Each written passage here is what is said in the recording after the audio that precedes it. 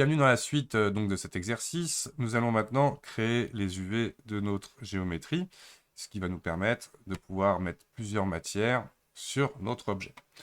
Donc, je vais aller dans l'onglet UV Editing. Donc, rassurez-vous, si nous ne voyons plus tous les boutons de layout en haut, c'est tout simplement, moi j'ai fait supprimer au layout qui ne m'intéressait pas dans mon projet. Et donc, du coup, pour épurer un peu l'affichage. Donc là, tout bêtement, donc là je masque avec T, pardon, mon panneau latéral. N, c'est le panneau, voilà, ma barre d'outils. N, c'est le panneau latéral. T, la barre d'outils. T, N. Et je vais aussi aller dans l'overlay, dans les paramètres d'overlay, décocher floor pour ne plus voir la grille. Nous pouvons aussi basculer en filaire. Rappelez-vous, un petit raccourci pratique, c'est majuscule Z qui vous permet de switcher en filaire pour mieux voir les sélections et le résultat que je vais faire. Donc ce que je vais faire, donc là je vais sélectionner les 3 arêtes qui vont séparer les 4 morceaux entre le mur, le trottoir, etc., les pavés et le bitume. Donc là je vais sélectionner avec majuscule cette arête-là, donc comme ça je séparerai mon trottoir et hop, ici ça sera les caniveaux et les pavés. Toc. Donc ces 3 arêtes. Faites bien attention ici, là, d'avoir celle-ci. Rappelez-vous dans l'exercice, là j'ai légèrement baissé cette face pour laisser passer les pavés en fait par-dessus et faire le raccord en gros en béton entre chaque pavé.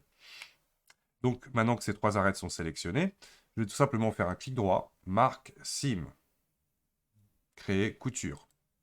Je vais cliquer dans le vide pour désélectionner et là on voit en ligne rouge les découpes que je viens de réaliser. Tout bêtement, en mode polygone, en mode face, je vais, comme on peut le voir là, tout sélectionner. Et en fait, on ne retrouve que mon plan d'origine avec son échelle dans cette fenêtre-là. Ce que je vais faire, je vais aller dans le menu UV et un warp.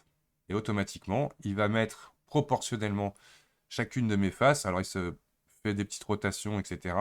Ce qui n'est pas bien grave. On peut peindre en latéral, etc. Notre image, ça ne pose pas de souci. Là, on voit par exemple les pavés. Donc, il a bien décapé tout l'ensemble. Ça me semble assez intriguant ce que je vois là. Je vais essayer de refaire les UV de celui-ci, parce que là, ça me semble beaucoup.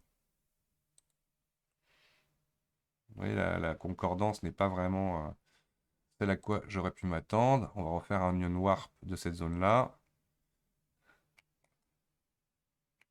Et là, c'est peut-être mieux, même si ça me semble bizarre de fait de ne pas avoir la même taille. On va le faire comme ça, un par un.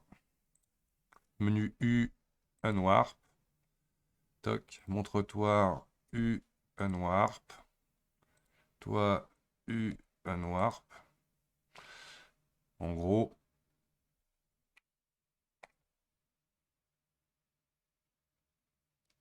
vu qu'on va faire 4 matériaux différents, c'est beaucoup mieux comme ça. Donc là, pour l'instant, on pourrait avoir le sentiment, si je sélectionne tout, d'avoir des objets qui vont se superposer. Alors, on pourrait très bien venir faire un seul UV pour notre objet. Il faudrait une texture sur notre objet uniquement. Mais on va le faire à la fin, en combinant tout l'ensemble. Donc pour l'instant, on va se retrouver avec des UV en fonction des éléments que l'on veut.